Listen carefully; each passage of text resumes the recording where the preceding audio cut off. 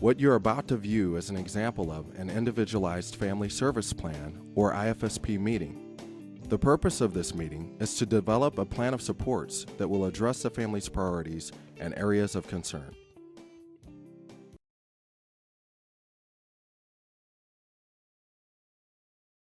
Okay, so let's talk about the first outcome, which is the personal social. We just finished discussing how she's doing in that area and that she was a little shy and she's warming up a little bit, starting to be more outgoing. And we want to talk about how she interacts with other people and looking at the scale is from not yet all the way to completely. We're going to talk about where we think she falls on that scale. Okay. I would say if it wasn't for the shyness, I'd say, completely. I think she's fine. It's just, like I said before, I think it's because she's not talking. She's having a hard time interacting with anyone but Maria and I. And I would agree with that. In general, I think Bree is right where she should be. And I think that it would be a wonderful opportunity for us to kind of keep an eye on that and to offer her some opportunities to spend some time with peers, little ones that are her same age out in the community. And I think that that will help to move this along. Mm-hmm. I agree as well. I think remember in this particular outcome, we're looking at how she compares to all peers her age. And I know, Susan, you brought up the idea that this temperament issue as well, her interacting with other children, she hasn't really had an opportunity. So we want to keep an eye on it, but I think she's doing well in this area. Yeah, I am wondering about how her communication skills, so the fact that she's not using a lot of words, how that is impacting her ability to just socially interact with other people and other peers. So I am wondering how that's impacting it. Well, we don't have her around a lot of peers very much. I really don't see it as an issue, but Ted sometimes does. Well, I do, especially when Maria's not around. I think because I don't understand her as well as Maria and I don't pick up on the gestures as much. Mm-hmm. I mean, I think both myself and Bree get frustrated with each other, and then I definitely see it out in public. Yeah, and I think that that's one of the big things that we do want to avoid. Bree is right at the stage where her language development is going to start to really blossom, and right before it does, we want to avoid her getting too frustrated, because frustration then is going to lead to tantrums, and it's just going to, it won't be good for anyone. So we want to make sure that we're giving her ways to communicate, that she can communicate successfully, because if she feels like she's able to communicate her wants, needs, even with other kids, I want that toy. If she feels like she can communicate it, she's going to be a lot more likely to be comfortable interacting with others. So I do think that her communication skills at this point are impacting her social emotional development. And as you say that, it makes me think about her interactions when you go over to other family members' homes and other relatives. If they're not understanding her signs that she's using, it might be interfering with those interactions with your family members. Okay. I would agree, yeah. Okay. So it sounds like socially she's doing somewhat of what she's supposed to do, but her communication is impacting her speech. She's working towards completely, I would say.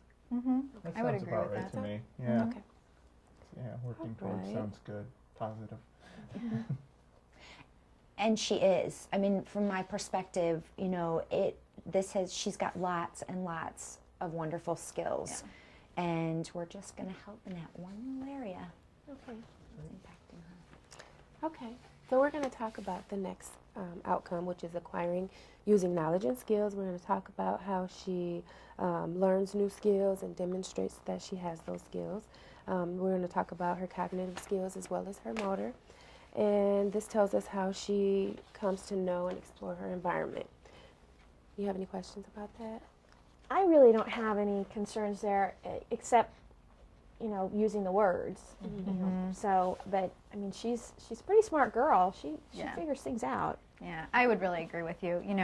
I think she is able to show you what she knows. She's learning new things every day. I mean, she's learned so much even since we did the evaluation a couple weeks ago. She's already grown and matured developmentally in all areas of development. So I think that she's completely where she should be at. for a child of her age. I would agree with you. Her cognitive skills, her thinking skills are such a strength. You know, she really has nice attention, great problem-solving skills. I know the safety issue, yes, that is a safety issue. That's a problem-solving skill. But it's a strength at the same time because she figured it out. And you know, the fact that she's learned even more signs just in the couple weeks that it's been since we've been here. Yeah. I agree with Susan. Okay. So it sounds like we all agree that she's at the complete level of achieving that skill at this time. Yeah, I think so. Okay. Well, I actually would tend to disagree a little bit with Yeah, that. I was because kinda I with you, think Dad.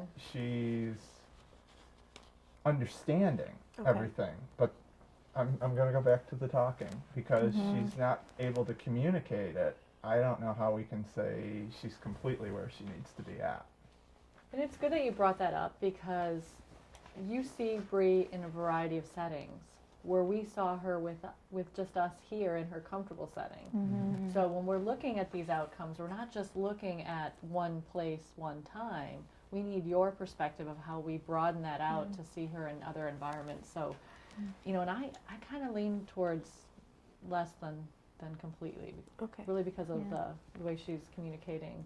Yeah. You know, compared to her peers, though she communicates as Susan talks, she's letting us know, but she's not using any words right now. Yeah, and I guess as I think about it, and I think about what you said, is that she cognitively, she is learning new things every day, but she's not always able to let us know exactly what she knows because she doesn't have the words to express it. So I guess I would say that she's, you know, again, maybe not right at completely just yet.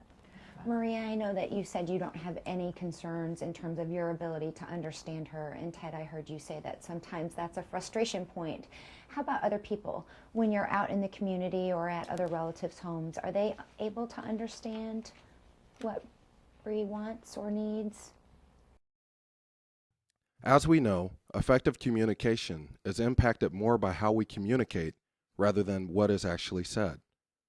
The way we ask questions, the way that we show parents we are listening and have really heard what they're trying to say, the way we follow up and try to clarify when something seems confusing or we sense tension or misunderstanding. All of these skills will assist you in your work with families in general and will certainly help when you are at meetings with many team members who are all trying to communicate and agree. How about other people? When you're out in the community or at other relatives' homes, are they able to understand what Bree wants or needs? Well, not all the time.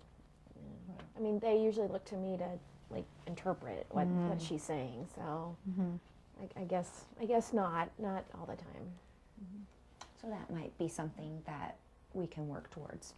And we expect, and Susan, you're the better person to speak to it, but you know, we expect 2-year-olds to be able to express their wants and needs and be understood by others, though parents and caregivers are going to understand them, you know, more of the time. We Right. do have an expectation, so I think that we're probably somewhat.